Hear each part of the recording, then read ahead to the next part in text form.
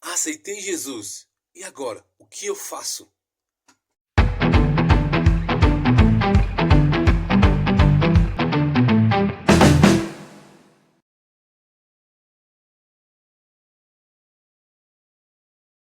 Fala, meu jovem! Pastor Jamerson passando por aqui para deixar mais uma palavra ao seu coração. E hoje nós vamos meditar sobre pessoas que são novas convertidas, que acabaram de receber Jesus.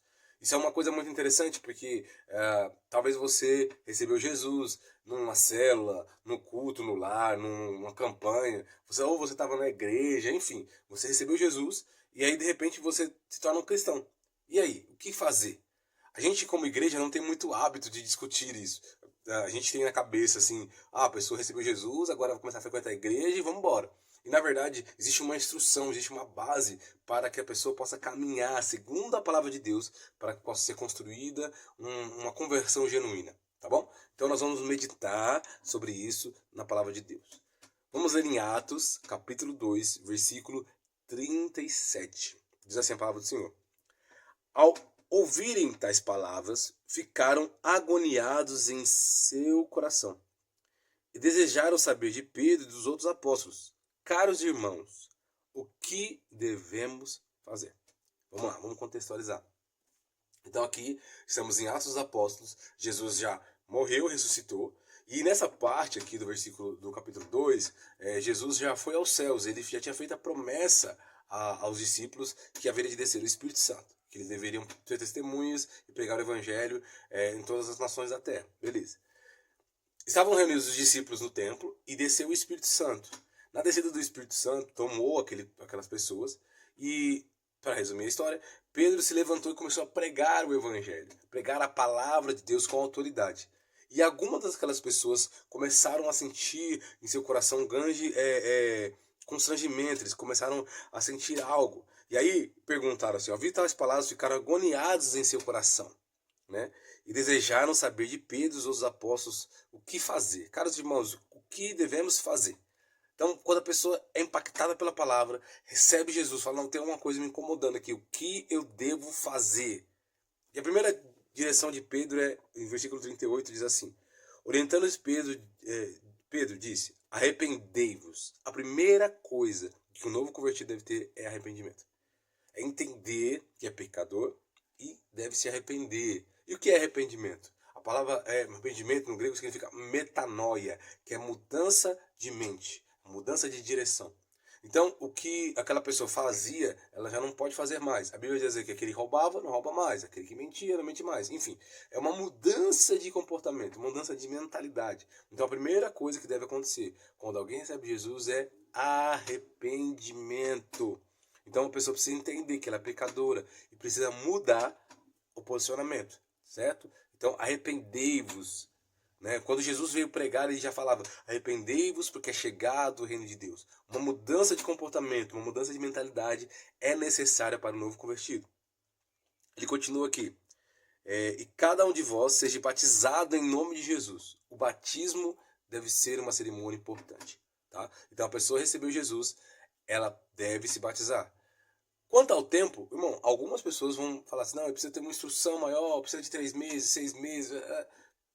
A Bíblia mostra que, lá em Atos mesmo, o Felipe, ele foi levado por próprio Espírito a um deserto. E lá ele encontrou o eunuco, tá? E aí lá ele começou a falar com o eunuco estava lendo e ele não entendia, o eunuco não entendia, Felipe começou a traduzir, enfim, começou a ministrar ele. E ele chega ali e fala assim, tá bom, beleza, eu entendi que esse cara, quem é Jesus e tudo mais, mas o que me impede de ser batizado? Ali tem água. E Felipe nada. E Felipe batizou ele naquele mesmo instante. Não demorou dias para ser batizado. Talvez nem horas para ser batizado. Então, assim, teve um arrependimento e entendimento de quem é Jesus, a pessoa já está liberada pelo batismo. Né? O batismo é uma pública confissão de fé. Às vezes as pessoas começam a mistificar o batismo. Tem gente que acha que precisa estar com a vida toda certa, ficar perfeitinho, ali, alinhadinho para se batizar. Não, irmão.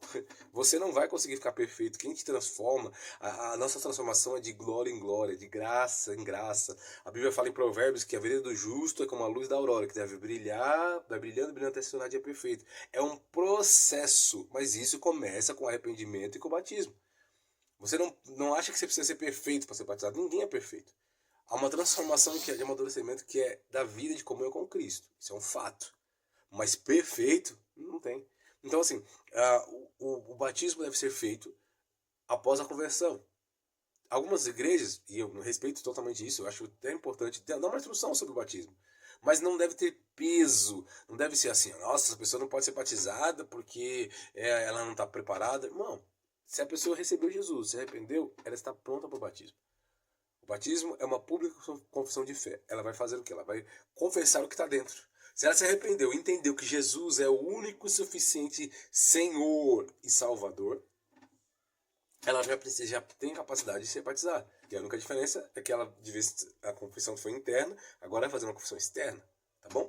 Então, se vocês quiserem, vamos falar um pouquinho mais sobre o batismo, dar um estudo aqui sobre o batismo e a profundidade do batismo, tá bom? Se quiser, coloca nos comentários aí, eu quero falar sobre o batismo, tá bom? Vamos lá. E ele continua dizendo assim, então arrependei-vos a cada um de vós, seja batizado em nome de Jesus, para o perdão dos vossos pecados, e recebeis o dom do Espírito Santo. Nós temos que orar todas as vezes que alguém recebe Jesus. Nós temos que falar sobre arrependimento e dar instrução de batismo, falar sobre batismo, batizar e orar para que a pessoa receba o dom do Espírito Santo. E ter o Espírito Santo é muito importante para a caminhada do cristão. Porque quem convence do pecado, da juízo, da justiça é o Espírito Santo. Quem ajuda nos meios das dificuldades, quem leva as nossas orações, que muitas vezes a gente não consegue dizer, é o Espírito Santo. O Espírito Santo foi enviado como consolador. O Espírito Santo é o que desenvolve o fruto do Espírito em nós, que é característica do caráter cristão, o fruto do Espírito. Então é a busca, você se arrependeu, você se batiza e começa a buscar o Espírito Santo. Ser cheio do Espírito Santo. Receber o poder do Espírito Santo. Você tem que buscar isso. Então você recebeu Jesus. Você necessita de viver, de buscar, entender quem é o Espírito Santo. A busca pelo Espírito Santo. Se você quiser, a gente pode falar mais sobre o Espírito Santo aqui também. Comenta aí, coloca nos comentários, tá bom? E ele continua assim. Recebeis o Espírito Santo. Porquanto a promessa que pertence a vós e vossos filhos e a todos que estão distantes. Enfim, para todos quantos o Senhor, nosso Deus, chamar. Então a promessa do Espírito Santo é para todos, ok? E com muitas outras palavras davam seu testemunho, as pessoas se encorajavam, proclamando, sede salvos desta geração que padece. 41.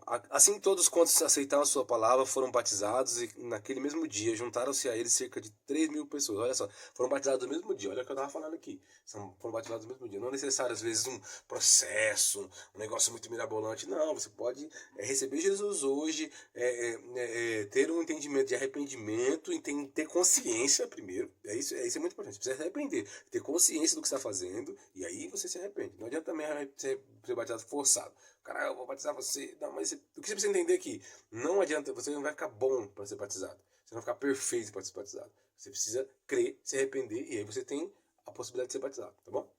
Versículo 42. E eles perseveravam no ensino dos apóstolos, na comunhão e no partir do pão e nas orações. Eu quero focar nesse versículo também. Eles perseveravam no ensino dos apóstolos. A igreja, ela tem um fundamento apostólico. Existe um ensino que é base. Então, quando você se converte, você precisa estudar a palavra, você precisa conhecer o que é a palavra, você precisa estar alimentado no ensino, na doutrina que Deus deixou, que Jesus deixou para os apóstolos, que é a palavra de Deus. Então, como caminhar, como ser conduzido segundo a palavra de Deus. Existe um padrão. Você que é novo convertido, você que recebeu Jesus, existe um padrão de vida. Você não mede mais a sua vida, as suas atitudes de acordo com as coisas deste mundo. Você vai seguir os padrões de Cristo. Existe um padrão, existe uma doutrina dos apóstolos, que é fundamento da igreja. Então você precisa ali. Aí está aqui.